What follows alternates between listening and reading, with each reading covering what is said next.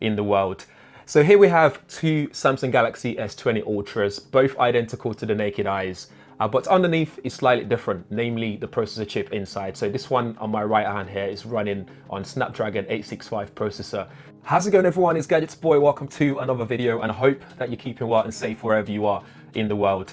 So here we have two Samsung Galaxy S20 Ultras, both identical to the naked eyes, but underneath is slightly different, namely the processor chip inside. So this one on my right hand here is running on Snapdragon 865 processor, and this one is running on Exynos 990 processor. So depending on which market you buy them from, you get something slightly different. They both have that 6.9-inch display, 40 megapixel front-facing camera.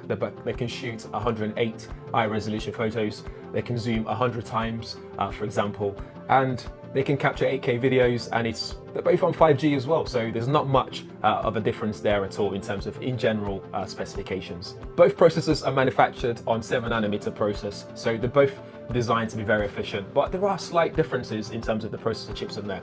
Let's get into it and see what we are talking about here. So as mentioned, one is running on Qualcomm Snapdragon 865 processor, and the other one is running on Exynos 990 processor, both fabricated on 7nm process. But you might ask, but why? The 991 here in the UK and are also available in some similar markets as well. It means that Samsung can make more money per devices by not having to pay Qualcomm for that CDMA monopoly and just stick to GSM only. For example, my 5G Snapdragon 865 version won't work here in the UK because it's just not unlocked for that purpose.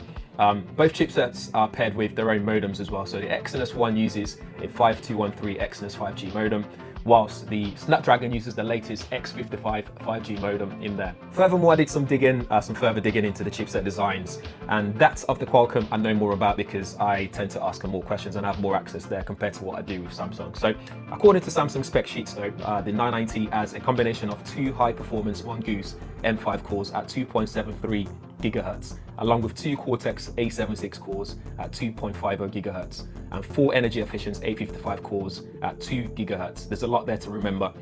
While the Snapdragon 865 has two new cores, there's a single A77 core running at 2.84 GHz, three A77 cores at 2.50 GHz, with four A55 cores at 1.80 GHz.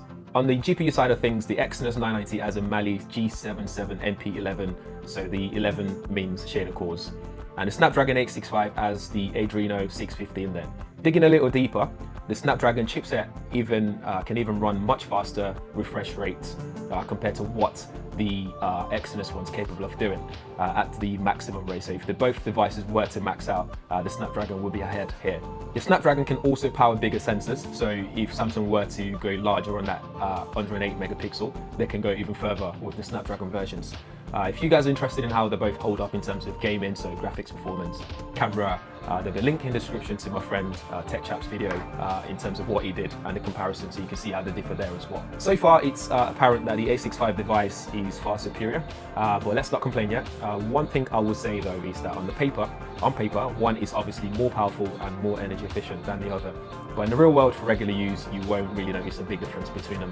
Like if you see here comparing how quickly they unlock from idle, even how fast they load applications, different applications, as well as how quickly they load apps from running in the background, multitasking, and all that stuff. They're very much very similar. They're very much similar, very the same. There's not much difference here as well. But where it differs is the battery life, which is what this video is all about. And before you get ahead of yourself in terms of telling me, oh, you're a fanboy or whatever, or arguing in the comments below, what you need to remember is everyone uses their devices very differently. So for example, to get this to do what I wanted to do in terms of testing them, I've had to max out an 120 Hz display with a lower res just to see how they hold up. Again, just to see how much they can handle that battery life. Also, for someone like me, I take a lot of photos, I use a lot of social media apps, I use a lot of graphics intensive applications on my phone. So again, my battery life will be a lot different to what you use at home if you use it differently to mine. So things are fair and square. I've taken out the SIM cards in both devices because one's 5G, one isn't. So again, it means that you might get some sort of differences there as well. So I've just left Wi-Fi on, and I'm running an application that will help me drain the battery here. And on top of that, I'm also running a 24-hour long YouTube video, which I didn't even think existed on there, just to see how well it holds up. So what does the application do? It leaves the torch light on.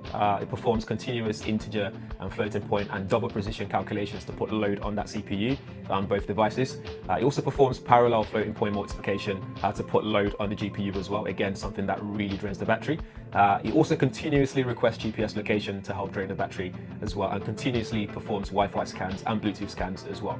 It also shows the battery level as the test is carried out, and battery temperature, and I also got my temperature gun out to see the overall temperature performance on both devices as the test is going on. Again, just a caveat as well, this is not scientific in any way, shape or form. It's just something experimental for me, just to see how well they hold up against each other. Throughout the test, the Exynos was lagging behind in small dosage, so not drastic at all, leading me to think it's not as bad as you might think.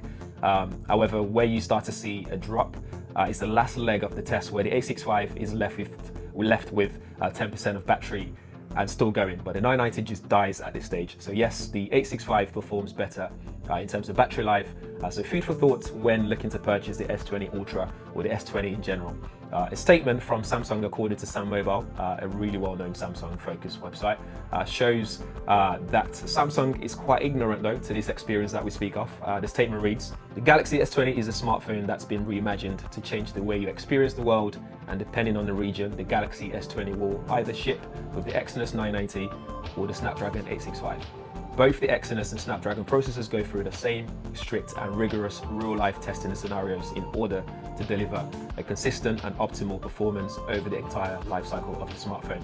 I think absolutely not, because the performance is definitely not consistent, whether it's camera performance, graphics performance, battery life performance. So I don't know what Samsung has been testing here to prove this point at all. The battery draining app aside as well, I even ran my S20 Ultra, an Exynos version with 120 Hz at Full HD+. I unplugged at 8 in the morning with me running social media, emails, calls, WhatsApp, photography, even with no gaming, and by 7 p.m. I was on 8%, and yeah, that was not good enough. Anyway, that's it from me in terms of this test. I hope you guys have enjoyed it. Let me know what you think in the comments below, including your battery life experience, because I know everyone's been experiencing in different way, shape or form. I've seen that on my Twitter feed. So drop them in the comments below. I'll link